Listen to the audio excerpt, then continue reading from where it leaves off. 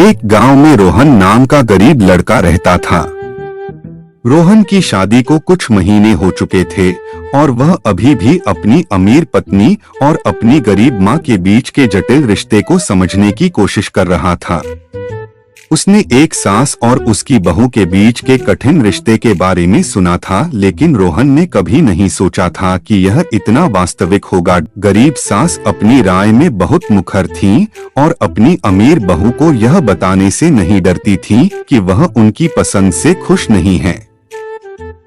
पारंपरिक महिला होने के नाते गरीब सास का मानना था कि उनकी बहू को एक कर्तव्यपरायण पत्नी होनी चाहिए और उनके सभी निर्देशों का पालन करना चाहिए।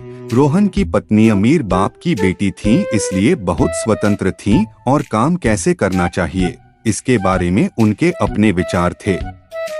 इससे अक्सर दोनों महिलाओं के बीच तीखी बहस होने लगती थी। रोहन ने हस्तक्षेप करने और स्थिति को शांत करने की कितनी भी कोशिश की, दोनों महिलाएं किसी भी बात पर सहमत नहीं हो सकीं।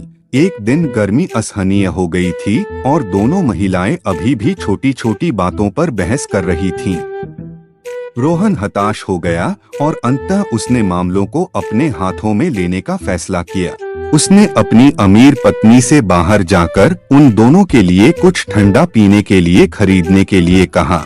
उन्हें यह देखकर आश्चर्य हुआ कि पत्नी ने प्रस्ताव स्वीकार कर लिया और खरीदारी में अपनी गरीब सास को मदद करने की भी पेशकश की। दोनों महिलाएं एक साथ बाहर गईं और जल्द ही अपने मतभेद भूल गईं। ऐसा लग रहा था कि गर्मी में गर्मी उन दोनों के लिए कम हो गई है। रोहन ने दोनों महिलाओं को साथ देखकर खुश हुआ और उसने उन्हें साथ लाने के लिए गर्मी को धन्यवाद दिया। उस दिन के बाद से अमीर पत्नी और गरीब सास के बीच बेहतर संबंध बनने लगे और उनका रिश्ता जल्द ही आपसी सम्मान का बन गया।